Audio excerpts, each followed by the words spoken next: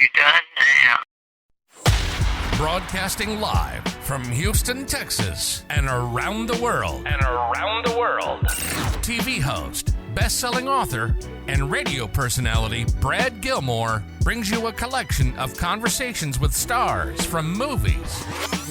Mark Wahlberg. Hey, how are you? The legendary Mr. Christopher Lloyd. Christopher, how are we doing? I'm doing good. Great introduction. Television. Jimmy Fallon joins us this morning. Jimmy, how you doing, my friend? Good morning. Thank you so much, Brad, for having me. I appreciate this, bud. Kelly Ripa. Brad, thank you for having me. Comedy. Jay Lennard joins us. Jay, how you doing? Hey, Brad, what's going on? Gabriel Fluffy Iglesias. Good morning. Music. Lola Monroe. Thank you. Thank you for having me. Grammy Award winner Maya joins us. How are you? And more. This is The Collection. Now your host, The Boat, Brad Gilmore. And he joins me right now. You recognize this man for so many projects he's been involved with, most notably Ted Lasso, which is a hit in the United States as well as across the pond. He's the one and only. He's a living legend in the making, man. This is Kola Bokinni. Kola, how we doing, man? How you doing? Thank you for having me.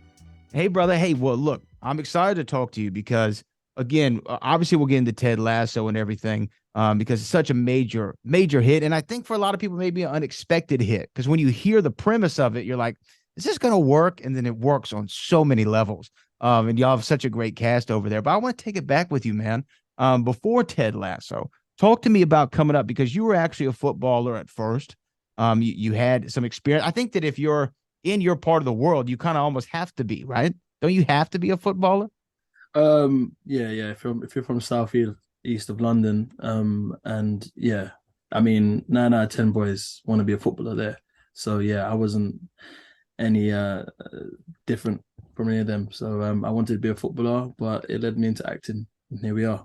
So let me go back then. Like when you were growing up, was there any kind of inclination of acting in your family? Like, did you have a background in that? Was that something that your folks pushed on you? No, not really. You know, we always had the flair. My family's very dramatic. You know, we're very like outgoing people.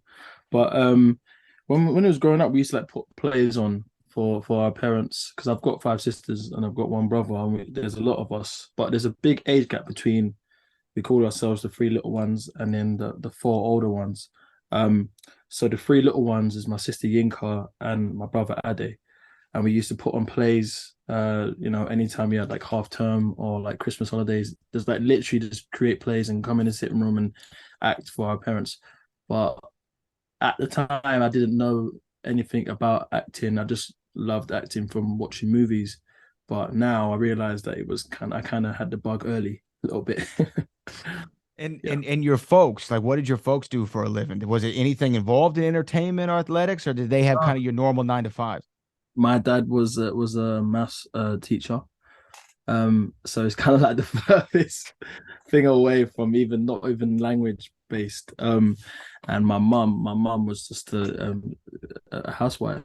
So really and truly, I'm the first one in my family that kind of went towards the creative, but kind of kicked it off a little bit because my sisters were always a little bit creative, but they always steered towards 9 to 5s.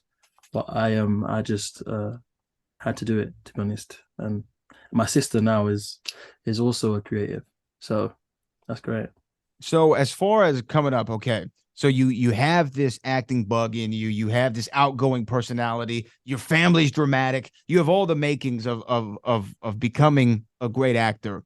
What was the first step to that, though? Because you said footballer brought you to acting, but what was the first step to actually doing this as a profession? Funny enough, my sister, but I just put an ad out because we had a spare room in our house, and a writer who at the time she was an actress. Her name is Rachel Delahaye.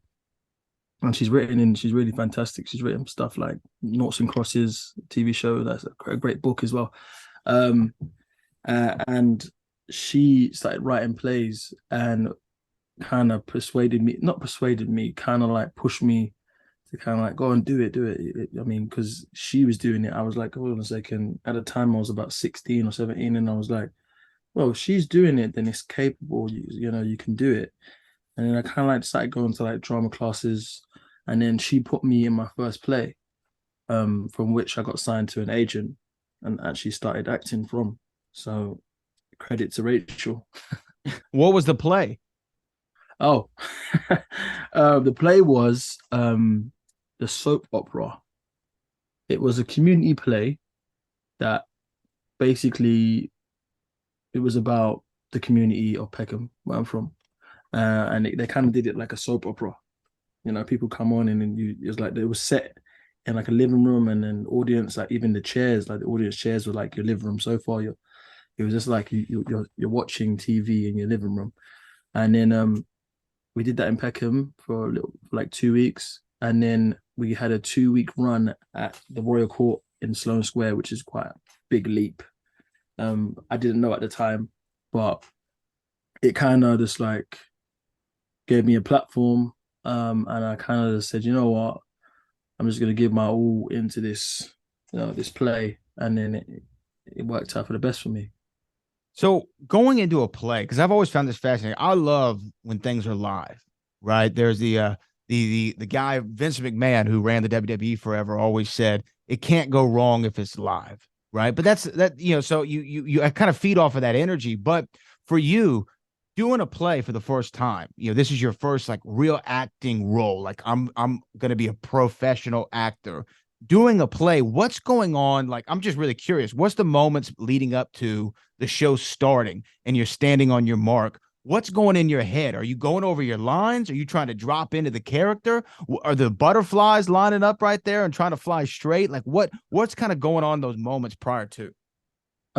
That's the stuff that every actor loves just before you go on stage. It's just pure adrenaline. It's pure, like you can hear the crowd. You can hear the murmurs. You feel the atmosphere. It's like electric, especially when it's like press night, when it's like, this is the stuff that you do it for. TV is fantastic. Don't get me wrong. I love doing TV, but my God, doing plays is like, plays ain't about the money. Like there's no any actor will tell you there's no money in doing theater.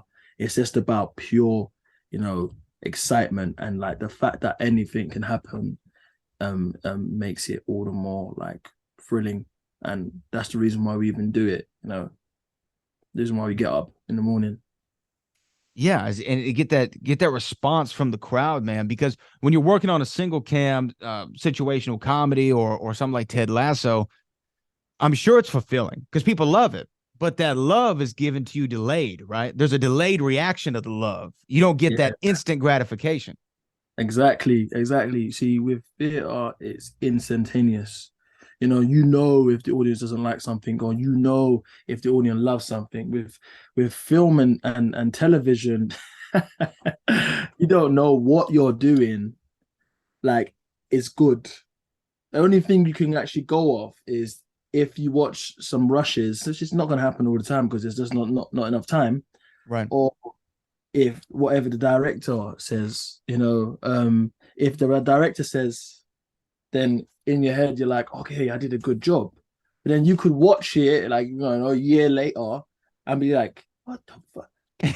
What's this? You know what I mean? What was I doing with my face there? Is anyone notice? Because obviously at the same time, we are all our biggest critics, like there's things that we notice about ourselves that, it's something that you notice about yourself that I would never, ever see. Do you know what I'm saying? But in your head, you're like, oh, but they saw me do this, like this. In the 25th minute of the first episode, which people never gonna remember, but because we're always over analyzing ourselves, kind of something that Ted Lasso tells us to stop doing. But yeah, exactly. Yeah, it's crazy, man. And to think about this too, of like in a situational comedy or single camera, you say you're looking for that director to say okay, but then it can go to the edit room, right? And they use a different take. It's not the take that you like.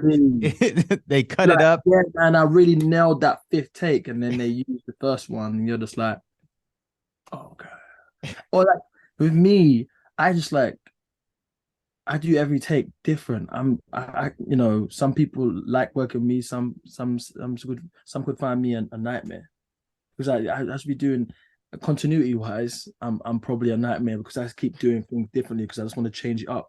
So I don't even remember what I did in the first take, and then when I watch it, I'm like, oh yeah, I did that. Okay. Well, yeah, I Sometimes. mean, there's so much to TV and film that I think that the layman might not be aware of, like you said, continuity, making sure your hands are in the right place, making sure that the drinks are all set in the right place. If you have a glass or the soccer balls on the left side of the locker, not the right side. Or Right, you turned right that time, but then this take you turned left. Can you turn right? And I guess that's probably the freeing thing about theater too, right? It's like you have one shot. Like whatever happens, it happens. It's game time. It's, you know, what's it called? You guys call it the fourth quarter. We call it extra time. It's game time. It's like you got to take this shot. The shot clock, you know, is at, you know, 3 seconds. You got to take this shot now. That's what theater is. Theater is like there's no do-overs.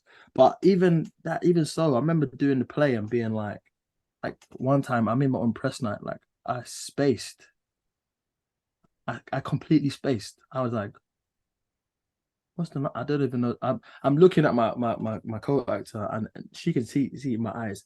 I do not know what the line is, but somehow I was able to spin it to make it funny, which is funny enough because after doing that play, which was a comedy, I didn't do comedy for about, let's talk about 5 years. Oh, wow. You know? So then Ted Lasso's I did like one comedy pilot like in the 5 years, but not nearly enough, not where I thought my career was gonna go. I thought I was just gonna be a comedy actor. Then I got the opportunity to do, you know, drama and more stuff like that. So I ended up, you know, audience ended up laughing and finding it really funny, and then it worked out for the best. It actually worked out better than actually me just saying the line, you know, the big dramatic pause that I did in the middle of the speech. Do you know what I mean? So sometimes that's the beauty of theatre, that even when it goes so wrong, it can go so right. It's kind of like life like that, isn't it? You know?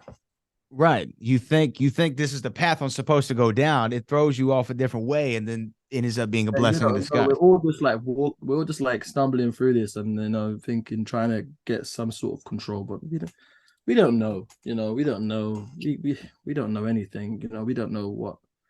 That's why I was watching an interview, something the other day, and someone said something very interesting. He said the biggest blessing is coming home at night. And that really resonated with me, because I was like, yeah, because we take it for granted a lot, you know. And we walk out the door, we go and do our lives, and we come home. But how many people don't? I know I'm getting really deep and blah, blah, but that's just something to, you know, kind of simmer with a little bit. Bro, that's food for thought. You know what I mean? And I think that people definitely need to realize that, you know, we're given such a limited time. We have such a limited window. No matter if even somebody who's 95 right now is saying, man, it goes by so fast. Yeah, to be able to take advantage of it and not take stuff for granted, man, like coming home. You know, I mean, that's huge. Also, like we dwell on such trivial, small matters. Like, oh my God, what does this person think of me? Honestly, who gives a fuck? Sorry for swearing. You're fine. Do you know what I mean? I'm just like, trust me, that person is not thinking about you. That person's thinking the exact same thing you're thinking. Everyone's just thinking what everyone else thinks of them, and no one's actually thinking a thing. You know, straight up. I love it, Kola. Yeah. Look, you're getting some deep philosophical talk right now from Kola Bokinni. It's not something that you thought that you'd be getting from this, but I'm appreciating it, man, and I'm here for it. Okay, so you do the dramas. You do the dramas, and that drama's a certain muscle that you got to stretch, right? Yes. And then you get the opportunity for Ted Lasso. How does that opportunity come across? Oh my God, I've said this. I'm sure you've had it 1,000 times. But give me the Reader's Digest. Like, you know why? Because I keep putting my boy in it, like, and I've been like, oh man, every single interview, he's gonna be like, he said my name again. He said it again. Well, let's just not even say his name. One of my really close friends, Will Poulter. he's a quite a known actor because he's quite fantastic at what he does. He did a film with Jason, the captain of our ship, Ted Lasso, the man himself. He did Where the Millers. Great movie. Really, really good movie, innit? Really good movie. Hilarious. And Jason must have hit him up. Will's from London, and I know Jason's about to do this TV show, Ted Lasso. And he's like, "Do you know any actors that have a funny bone but can also kick a ball, and be quite, convincing at it?"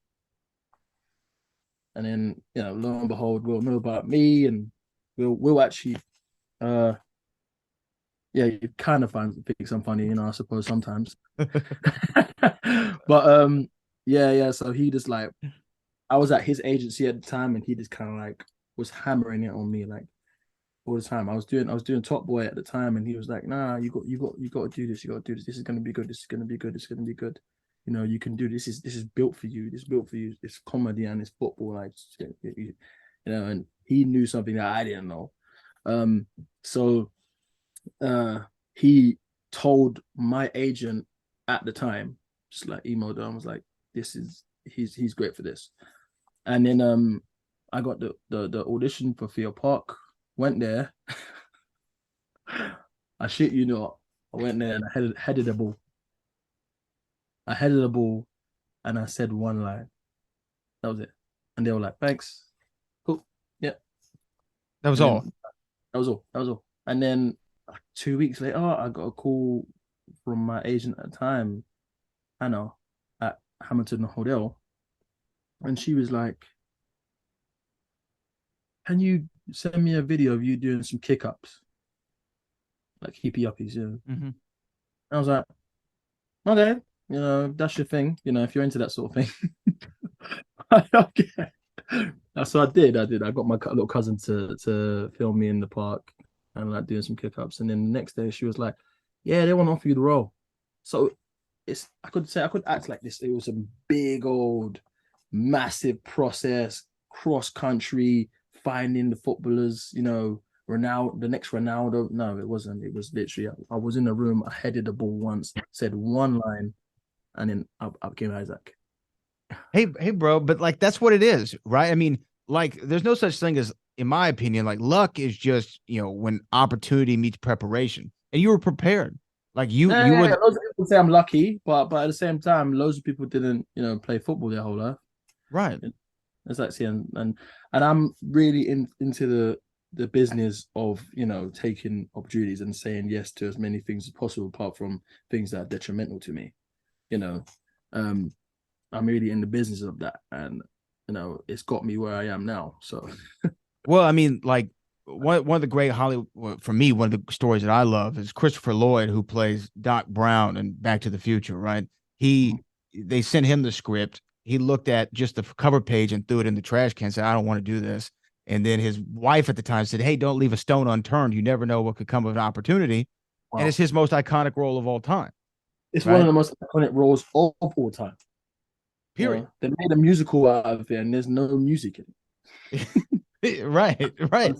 There's a musical over there in London right now, right? Of Back to the Future in London, in West End, which is kind of like Broadway, Broadway. And there's not one song in the film. See, there you go. Iconic, man. So let me ask you though this. I mean, Ted Lasso is great. I like Ted Lasso. I first came across it. I had Nick Muhammad on the show. I talked to Nick, and Nick was he said, love Nick. Hardest working man you'd ever meet in your life. He's such a talent. I mean, I watched his show Intelligence. It was on with David Schwimmer. Yeah, with David Schwimmer. So funny. Funny. Very English, like very British show, but it's very funny. Like it hits over here in the States. Like really funny. So I loved him, but he came up as a magician. Like that was the first thing he did. He did magic, and kind of then his career took off from there. Obviously, you have football, you did some plays, boom, you're here an actor. But bro, you look like you could be the next Dwayne Johnson. You know what I mean? Like, yeah, give me the eyebrow. There it is. But I'm saying, like, you look like matinee idol superstar. So, and I know just from this conversation we've had, you have bigger goals that you want. Ted Lasso is amazing. We're going to continue to ride that wave, I'm sure, and as you should. But what are Kola's goals? Like, what do you want to do next? Like, what is the big, pie in the sky, to use a term here, stateside?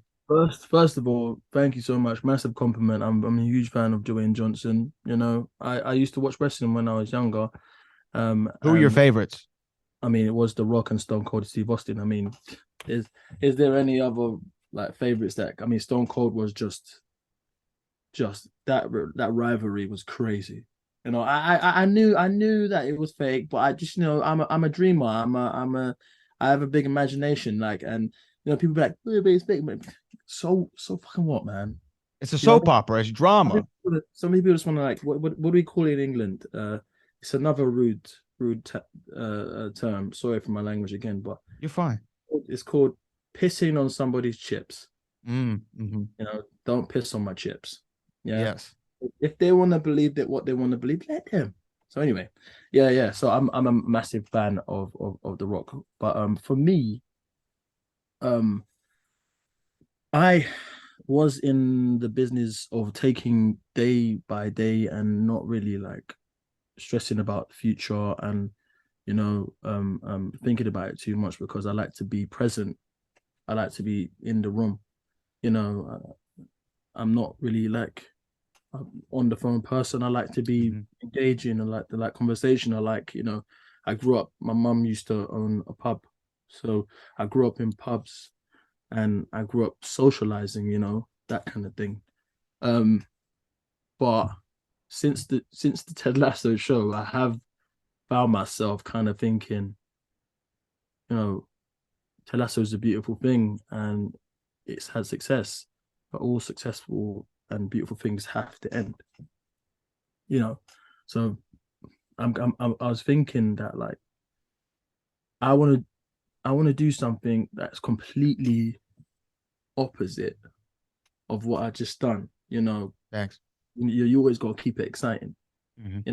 I did Top Boy, which was one thing, and I did played Leyton, and that was great.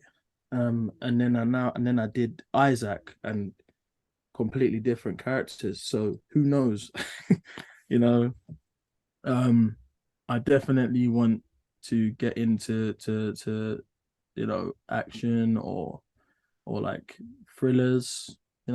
If it's good, because thrillers can go really bad. But animation, who knows, man? I mean, the future is exciting, and I'll embrace anything that happens to me. Yeah, man. I can see the sky being the limit for you, brother. I really can. And I just think that from our conversation here, you're not going to have to worry. Cream, as we say in the States, cream rises to the top, right? And brother, you're the cream. Thank you so much. We call it the cream of the Guinness. The cream of the Guinness. Oh, I get it. Yeah, like the foam that comes up on the Guinness. Okay. We also say piss in your Cheerios. There you go. Chips. We say don't piss in your Cheerios. Don't piss in these. Yeah, do you know what I mean? Someone's like happy about something, and someone comes over to them and they're like, yeah, but blah blah blah, and then you just look at that person like, why? Why? Don't do that. Why did you need to do that? Like, why can't you just let people be happy? Like, so I think when you're an actor, and when you're any kind of creative, whether you're a radio person, whether you're an actor, whether you're a pro wrestler, for instance, you always emulate the people whom inspired you to get into it, right? And I think that for actors, at least in the experience that I've had, when I talk to them, people like yourself or Nick Muhammad, for that instance, I always like to know, what were the movies coming up that really shaped you? Like, what were your go-to movies? Because I think a lot of the times that ends up playing a part in how you kind of form yourself as a creative. What were the films? Like, what were 2 or 3 that were just your top ones? Very, very good question. And I have an answer. Usually I wouldn't have an answer, but this week I thought about this. I said, what are my favorite movies? Well, my genre of movie, it would have to be 90s movies. I love that decade. They just created magic, when it comes to like just character-based, good writing, wicked plots, like kind of movies. So I've got movies like Meet Joe Black, because I love Annie Hopkins, like, Like, how good is he? He's just good in everything. You know, everything. There's movies like okay, Meet Joe Black. We got Shawshank Redemption. We got Pearl Harbor. We got Armageddon. Only because like Armageddon, because like, you know, I'm really into like space. I'm really Okay, really that's cool. space. Interstellar, you know, another space one. Because Matthew McConaughey is fantastic. You know, we got Dallas Buyers Club. We got Wolf of Wall Street. Everyone would be like, even though he's in it for 5 minutes and It's- he's iconic. It's, you know, his scene in Wolf of Wall Street, or he's got like a scene and a half, but like the scene at the table during lunch is so iconic, man. It's just like some of the things he says. Like, I was watching the interview, and he was like that he does that for voice vocal Like a vocal warm up. Yeah. yeah. Leo saw him going and then Leo, he was like, Leo's like, what the hell are you doing? And then he was like, I was vocal. He was like, do that in the scene. Do that in the scene. It's like little things like that. Like, it reminds me of Jason as well, like on Lasso, where Jason, when you do something, and Jason will be like, do that again. You did something there.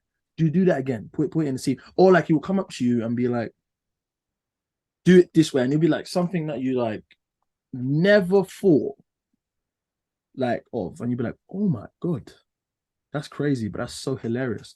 It's good things like that, you know. It's just like little moments of genius like that just makes me really happy to do what I do. He's got that Saturday Night Live gene, right? Yeah, where they got to cycle through stuff and know funny and not funny, funny and not funny. This will make it funnier. Wait 2 seconds, now say the line. Oh, now it's funny. You know what I mean? They just know exactly how they do it. Yeah. 90% of acting timing, isn't it? Is not, you know. Yeah, acting and reacting, man. So I mean, look, again, you've got Ted Lasso. We know what your influences are. We know that you're going to be going and doing something big, bro. But I also know that you're a hellacious sports fan, from what they tell me. You love your sports. Now, look, you I don't know if you're going to like me or not when I say this. I'm not sure, but my understanding of football isn't as vast probably as yours. I'm a Liverpool fan, though. How do we feel about that? Is it okay that I'm a Liverpool fan? Are we still friends after that? Yeah, that's all right. I mean, the city saves the club. It's a fantastic city. Like, if you ever in England, visit Liverpool. Yeah, because they've got a banging night out, and everybody there is so nice. It's like everyone in London's a bit grumpy.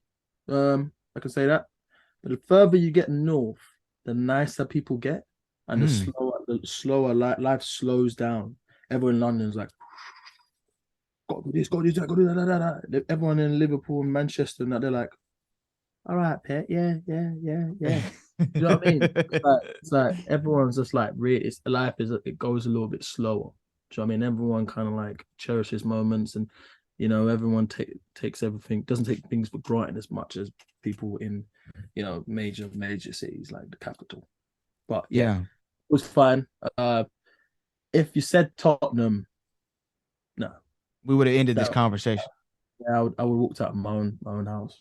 Just left the video on and been like, see you later, mate. Yeah. But yeah, Tottenham are really bad. But you know, Brett Goldstein, he supports Tottenham. Okay, well, you know, they can't all be winners. They can't all be winners. I gave him, you know, I call him a friend. So yeah, I mean, there is some discrepancies. Well, hey man, I hope to make it to Liverpool. I brought up wrestling. My radio co-host is Booker T. He used to be a wrestler back in the day. Yeah, Hall of Famer. What are you talking about? Hall of Famer. Can you dig it, sucker? The 5-time. There you go, Cola. And we're planning Spinneroonie. What? The Spinneroonie, brother. We're planning a tour. We're gonna do World heavyweight champ. Come on. Right. The 5 times, man. I think we're gonna be coming y'all's way to Manchester, Liverpool, Dublin. I was invited to a wrestling event, but it was all the way in Cardiff, and I'm filming, and I was like, I would go, but it might get a bit tricky, you know. So I sacked it off this time. But anytime another opportunity is to call me up, I'm there. All right, we'll do it, brother. We'll do it. Well, hey, man, look, much success to you. I feel like we could keep talking. I don't want to keep you too long. We'll have to have you back on the show sometime, and maybe we'll have Booker on the next time. We could talk a little pro wrestling and do all that, brother. That'll be fantastic. If people want to reach out, if people want to show their love to you and to everything that you've created and the creative that you are, how can people get in touch with you? It's just my name. It's Kola Bokinni. That's KOLABOKINNI. At Kola Bokinni on Instagram, at Kola Bokinni on Twitter. That's all I've got. And you know what? And I'll say this too. Booker always says this about, he said, I knew I was going to be somebody because I have a championship name. He said, Booker T is a championship name. Kola Bokinni is a championship name, bro. You were destined for it. You're 100% destined for greatness. Yeah, and man, God willing, bro. God willing. You are, brother. I appreciate you taking the time, man, and best of luck to you. We'll talk again soon, my friend. All right. Have a good one, mate. All right, take care.